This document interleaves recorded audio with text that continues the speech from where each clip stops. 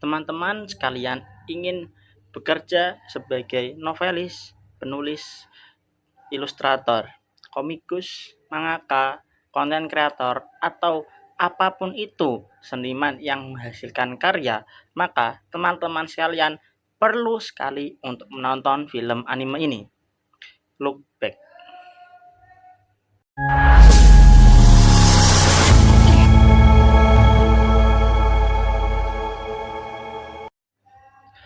Assalamualaikum warahmatullahi wabarakatuh. Selamat datang kembali ke channel saya Kaji Kasan, bersama-sama mencari makna. Di sini kita akan mencari makna di dalam film anime Look Back. Anime yang sangat luar biasa, yang filmnya sendiri bahkan tidak sampai 1 jam, sekitar 50-an menit lebih. Anime ini adalah one shot dari Fujimoto.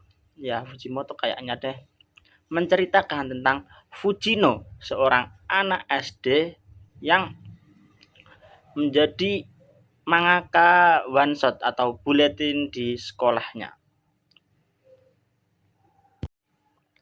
Suatu hari, Fujino ini dipanggil guru dan dia diberitahu bahwa ada murid lain yang ingin menggambar di bulletin sekolahan bernama Kiyomoto. Fujino yang awalnya dieluk-elukan sebagai mangaka yang hebat di sekolahannya, seketika langsung downgrade ketika Kiyomoto ikut terjun dalam bulletin sekolahnya. Gambar-gambar Kiyomoto sangat bagus sekali, hingga gambar Fujino tidak ada apa-apanya. Baru kamu tahu langit tinggi rendah.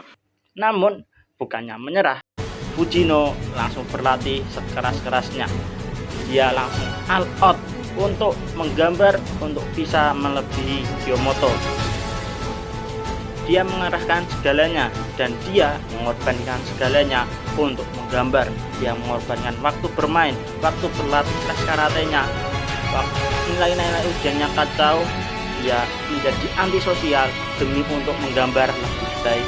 Ini sangat mengharukan bagi saya dan saya menangis di adegan ini karena ini mengingatkan saya ketika waktu MA di Kudus, di mana saat itu saya fokus untuk menulis. Saya seperti mungkin yang dilakukan oleh Fujino, saya mengorbankan waktu belajar saya mengorbankan waktu mendaras saya.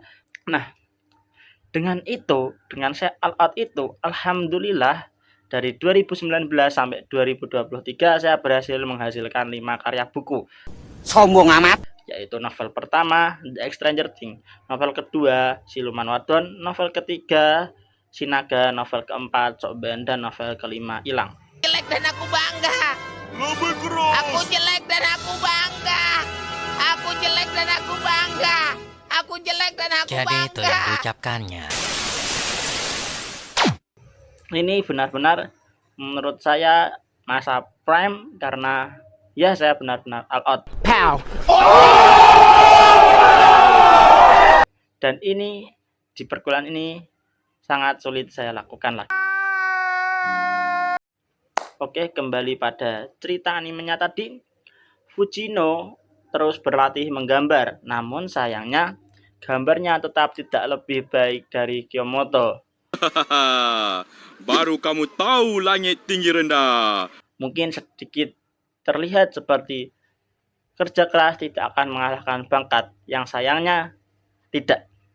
Ketika Fujino datang ke rumah Kiyomoto karena ditugasi oleh guru untuk memberikan surat kelulusan, di rumah Kiyomoto ternyata banyak sekali sketsa yang telah digambar. Kalau di Fujino dia hanya melebihi gambar-gambar sketsanya hanya menumpuk di kamarnya saja, gambar-gambar Kiyomoto ternyata menumpuk sampai keluar rumahnya, sampai ke ruang tamu, menunjukkan betapa kerja kerasnya Kiyomoto ini. Baru kamu tahu langit tinggi rendah. Ternyata Kiyomoto ini ngefans kepada Fujino. Dia ingin membuat komik bersama dengan Fujino, yang akhirnya singkat cerita mereka berdua menggambar sebuah manga yang ketika langsung hebat, tembus bestseller kayaknya. terus membuat manga lagi, bestseller lagi, manga lagi, bestseller lagi. Di umur 17, bahkan belum tamat SMA, mereka telah membuat banyak sekali manga-manga luar biasa. Sayangnya, Kyomoto ingin mengakhiri kerjasama mereka. Dia ingin menjadi sosok yang bersosialisasi, karena berbeda dengan Fujino yang cukup hebat dalam bersosialisasi, selama sekolahnya Kyomoto tidak pernah masuk. Dia hanya mengurung diri di dalam rumahnya untuk menggambar. Wibu! Dan dia memang terlihat seperti antisosial. Fujino awalnya tidak suka dengan ide Kyomoto ini karena dia akan kehilangan partner kerjanya yang sangat luar biasa tersebut. Namun, karena Kyomoto gigih untuk kuliah untuk memperbaiki sosialnya, Fujino akhirnya tidak bisa dan dengan kejam mengatakan perpisahan mereka dengan "aku akan mengerjakannya sendiri". Sayangnya, seperti yang diduga, penjualan manga yang digarap oleh Fujino sendirian anjlok. Baru kamu tahu langit tinggi rendah. Dan di tengah kesetresannya karena penjualannya yang tidak terlalu bagus ketika dikerjakan oleh Kyomoto, dia malah mendengar kabar bahwa Kyomoto telah meninggal.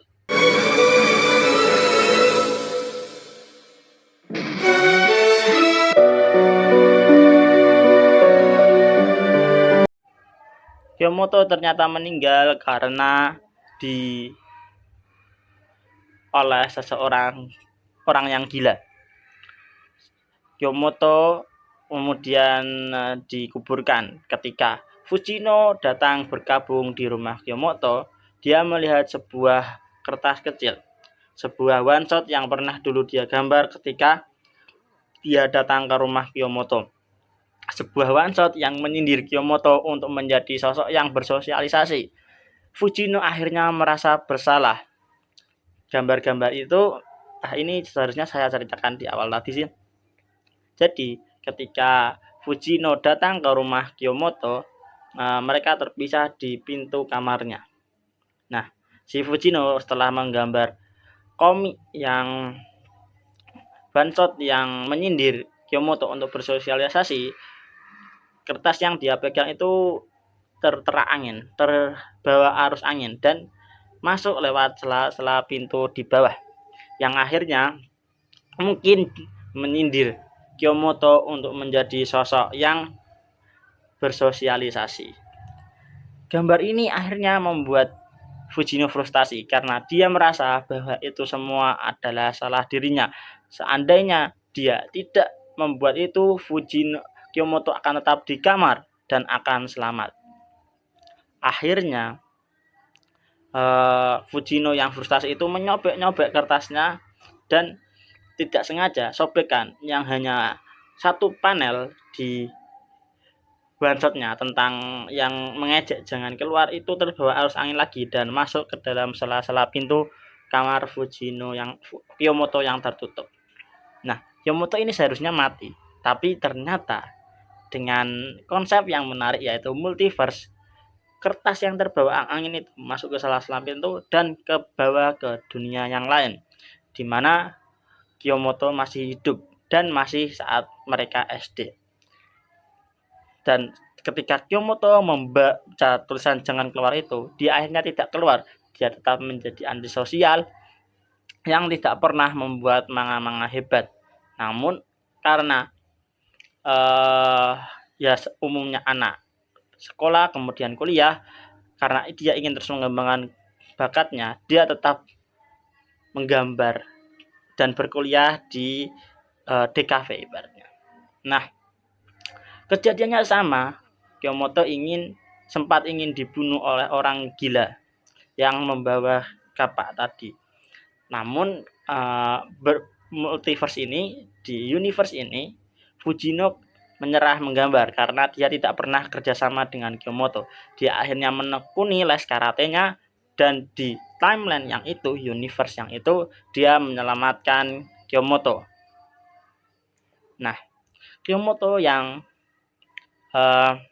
hebat ini, yang terharu ini akhirnya membuat kembali ke rumahnya, ke kamarnya, mengurung diri dan menggambar one shot yang dengan ukuran yang sama tentang kejadian tadi dengan judul Look Back. Nah, jauh banget sing tag ya. Apa plus? Nah, kertas tadi itu terbawa arus angin dan masuk ke sela-sela pintu, keluar ke universe di mana Fujino menangis terseduh-seduh. Fujino kemudian melihat kertas itu. Dia melihat bahwa Kyomoto di universe yang lain. Entah, saya tidak tahu sih apa yang dipahami Fujino tentang kertas itu. Namun dia kaget bagaimana bisa ada kertas keluar dari kamar tersebut. Dia membuka kamar tersebut dan melihat memang tidak ada Kyomoto. Namun di sana berisi banyak sekali manga-manga yang pernah yang dia gambar walaupun tidak kerjasama dengan mereka. Dia juga melihat sebuah jas yang dulu pernah dia tanda tangani kepada Kyomoto.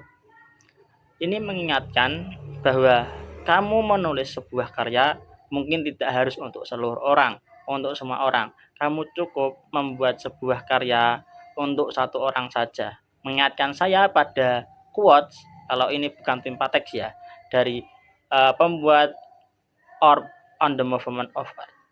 Yang kata-katanya mungkin seperti ini. Kamu tidak perlu menulis untuk semua orang, karena mungkin saja tidak ada orang yang menyukainya. Kamu cukup untuk menulis atau berkarya untuk satu orang saja. Maka setidaknya akan ada orang yang menyukai karyamu tersebut. Jadi, manjada wajada. Siapa yang bersungguh-sungguh akan berhasil.